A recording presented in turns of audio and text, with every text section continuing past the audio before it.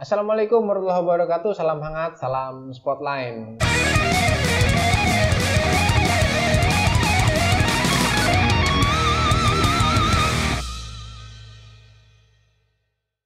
Baik, kali ini kita akan membahas alatnya sekarang. Kemarin kita sudah praktek, kita sudah bahas plus minus dari bantalan dengan metode biskuit. Sekarang alatnya. Apa sih alat yang digunakan dalam membuat bantalan dengan sistem biskuit ini? Alat pelubangnya ini. Ini dia alatnya, ya. Alat ini handmade, asli buatan tim kita sendiri. Entah apa namanya, kita belum melahirkan, belum menyematkan nama pada si dia, karena ini masih dalam tahap pengembangan, ya.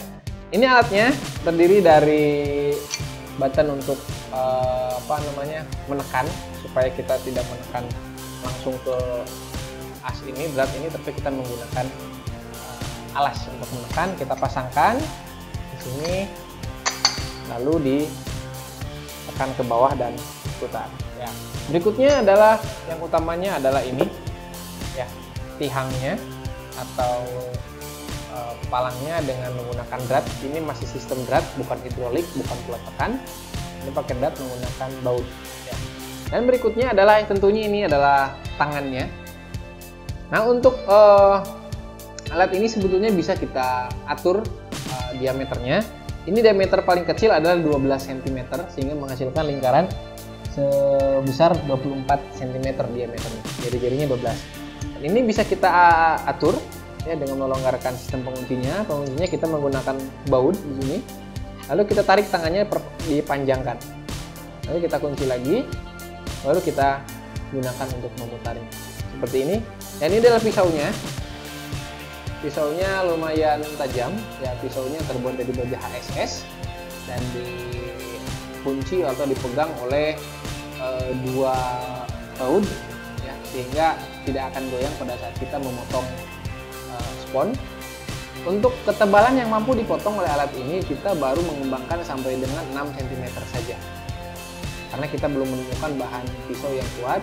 Lebih dari 6 meter ini akan nekuk, sehingga hasil potongan itu tidak akan rata, tapi cenderung nanti diagonal hasil potongannya, itu mengerucut sini ke bawah, seperti itu.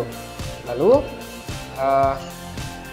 pisau ini bisa dilepas ketika sudah tumpul. Jangan khawatir, ini bisa dilepas dan bisa kita tajamkan ulang atau kita asah ulang.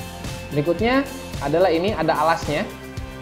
Alasnya ini terbuat dari sama metal juga, dan kita kasih lancip di sini untuk menekan pada titik pusat dari lingkaran tersebut, ya. Kita contohkan misalnya ini lingkaran ini diameter terkecil yang bisa dihasilkan oleh alat ini. Sementara ini di sini ada titik tengah, dan titik tengah ini adalah titik yang dihasilkan oleh paku ini, ya. Kita cukup tekankan di sini pas tengah-tengah, lalu kita tekan kuat, lurus ke bawah, jangan sampai goyang-goyang. Lalu kita putarkan tangannya searah dengan drat turun, ya. Nanti pisau ini akan terus mengiris turun ke bawah tanpa kita tekan, karena pisau ini mengikuti putaran drat ini, sehingga kita tidak harus menekan dengan kuat, ya, sewajarnya saja. Dan hasil potongannya seperti ini. Nah, ya, ini bantalan bekas, kita potong-potong untuk repilnya bantalan ini. Hasil potongannya rata sekali, rata sekali. Nah, kekurangannya alat ini masih dalam tahap pengembangan karena diameternya terlalu besar. Kami sedang mengembangkan bagaimana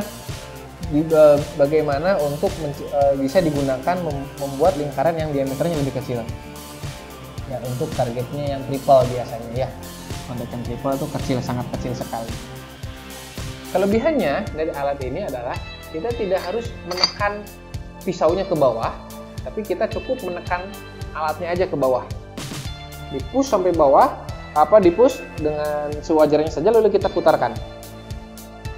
Ya, cukup dengan memutarkan saja, ini pisaunya akan turun karena memang drat. Itu kelebihannya. Kekurangannya dari versi yang ini adalah kekurangannya pada saat kita menarik lengan pisau ini belum ada pegangannya.